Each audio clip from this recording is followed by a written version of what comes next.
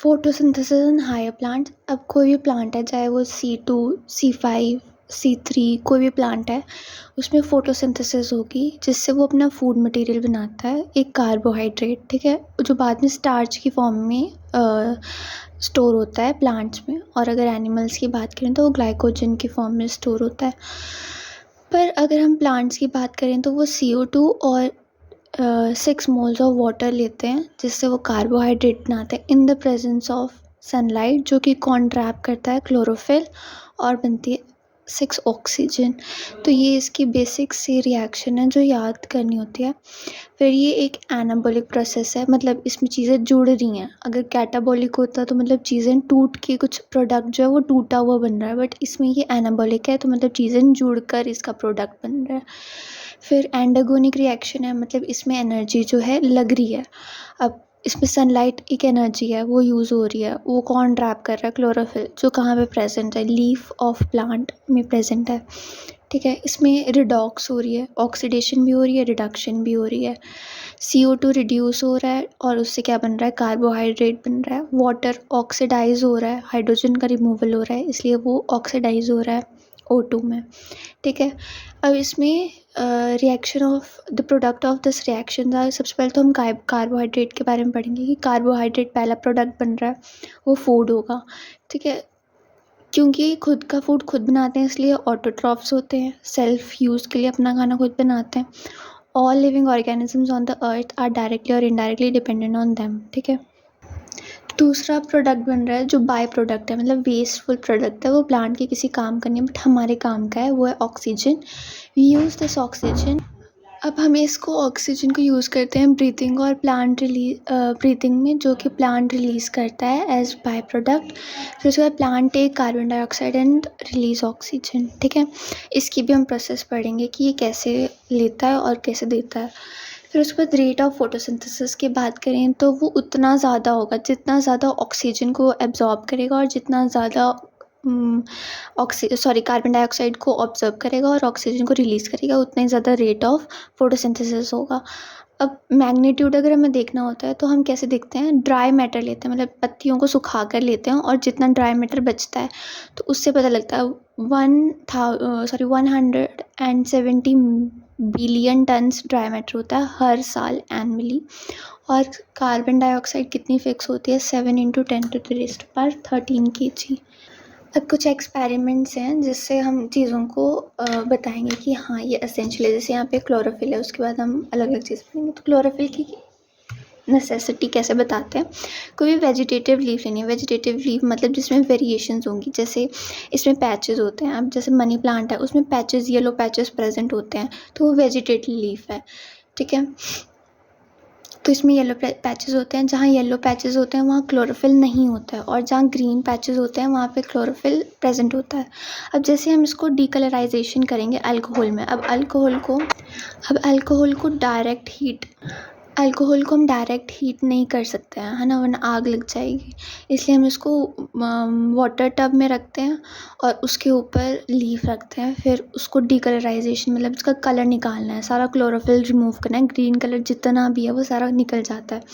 फिर उसके बाद आयोडीन टेस्ट करते हैं, आयोडीन डालेंगे तो ब्लू कलर देगा जहाँ जहाँ स्टार्च बना होगा। अब देखो क्लोरोफिल ने क्या किया? सनलाइट को ट्रैप किया। अब जहाँ जहाँ सनलाइट ट्रैप हुई है वहाँ वहाँ कार्बोहाइड्रेट्स बनेंगे। कार्बोहाइड्रेट्स किसकी फॉर्म में स्टोर हुए? स्टार्च की फॉर्म में। तो अब हमें देखना है कि स्टार्च कहाँ कहाँ बनेगा। तो अब आयोडीन डालती है, हमें वो जगह पता चल जाएगी, वो जगह ब्लू कलर में हो जाएगी जहाँ पर स्टार्च बना है, ठीक है, जहाँ मतलब क्लोरोफिल था। बट जहाँ पे क्लोरोफिल नहीं था वहाँ पर तो कोई भी स्टार्च नहीं बनेगा, क्योंकि वहाँ तो सनलाइट ट्रैप ही नहीं होगी।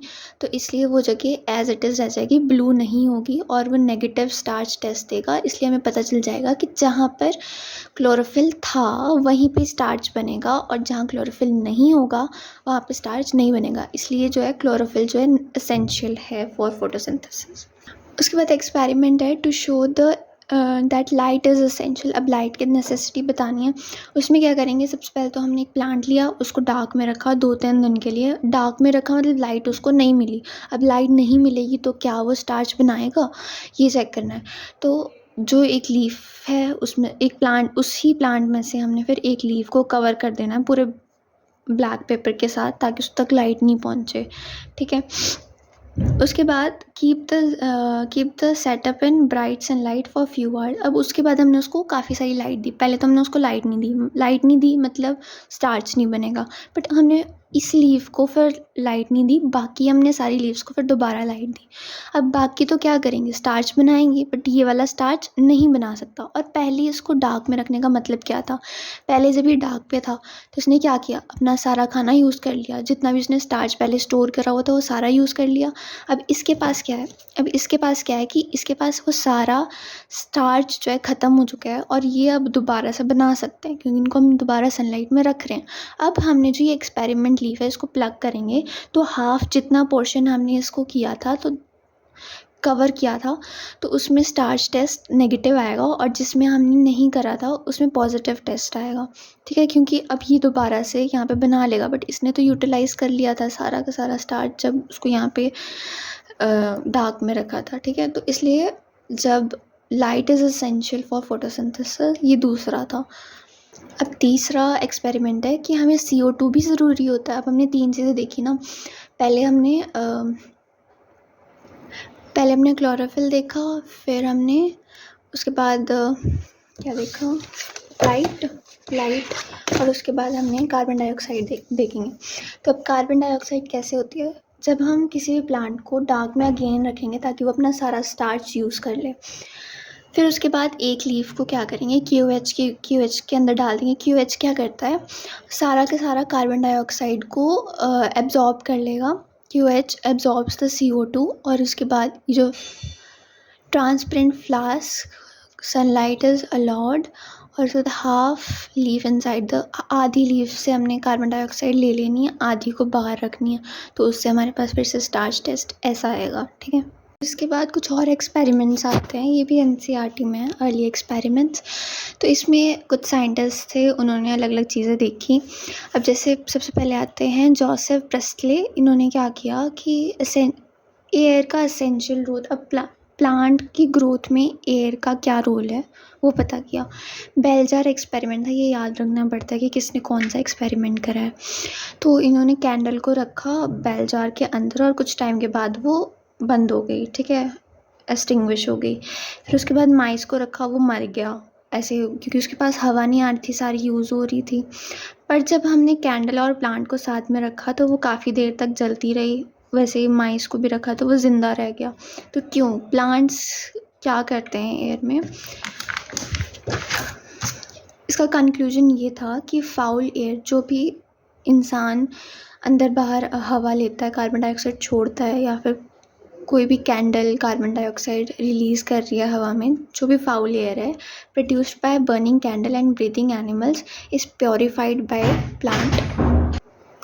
उसके बाद डिस्कवरी ऑफ ऑक्सीजन 1774 में हुई थी। इसमें क्या हुआ कि एक बुझी हुई कैंडल को फिर से रिलेट किया था